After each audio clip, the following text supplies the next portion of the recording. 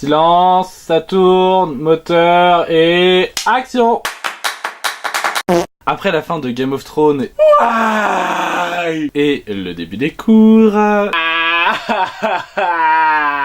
il a bien fallu trouver de quoi s'occuper. Bah, t'as les livres, non? Bah oui, mais y a pas que les livres dans la vie. Ah, BookTuber en carton, en fait tu fais genre tu lis mais pas du tout quoi. Si, mais dans le train et quand j'ai pas de série à regarder. Ah ouais, donc le mec fait style la passion c'est trop ma lecture, nanana, alors que rien du tout, t'es qu'un mytho. Mais non, je... Mytho.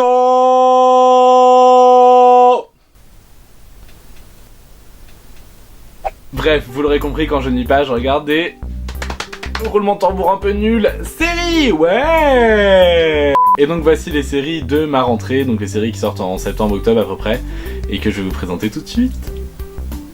Avant tout, laissez-moi vous présenter l'application qui m'est indispensable pour suivre où est-ce que j'en suis dans les séries. C'est l'application TV Showtime. C'est pas du tout un placement de produit ou je sais pas quoi. Je suis pas assez connu pour ça. C'est vraiment une application dont je me sers tout le temps. C'est juste des listes où vous checkez, voilà, épisode vu, et du coup ça vous met quand est-ce que le prochain épisode sort, etc.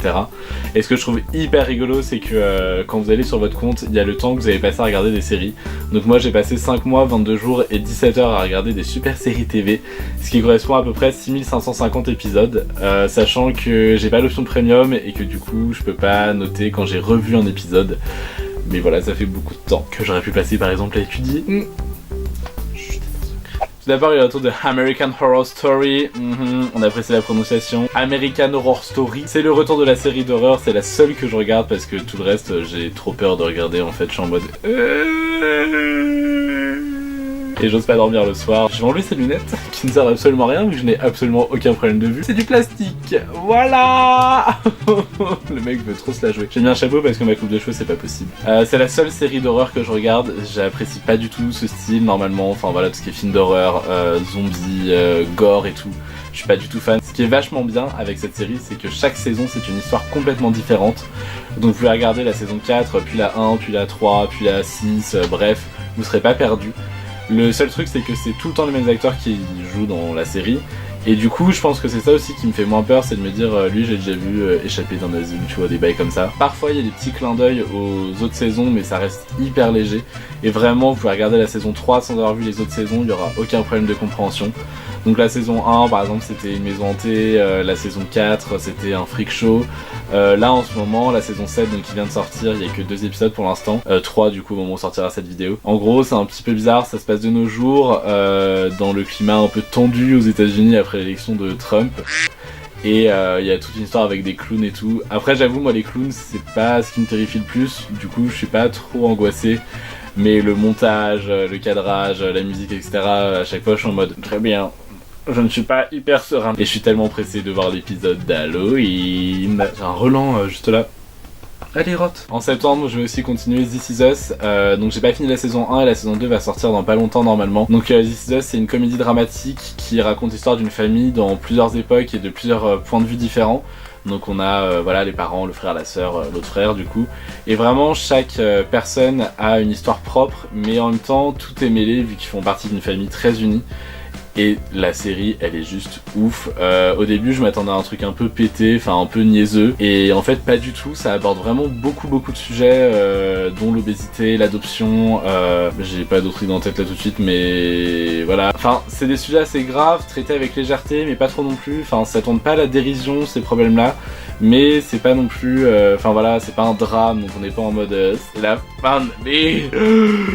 Oh, je meurs. Non, c'est vraiment, il y a toujours une note d'espoir à chaque fois. La phrase culte de la série, c'est que parfois la vie consiste simplement à prendre les citrons les plus amers et en faire de la limonade. On continue dans l'univers familial avec Modern Family, qui est une de mes séries préférées que je regarde depuis très longtemps, parce que là c'est la saison 9 qui va sortir. Modern Family, c'est une famille, je sais pas comment dire ça en fait. On suit 3 familles qui font partie d'une même famille.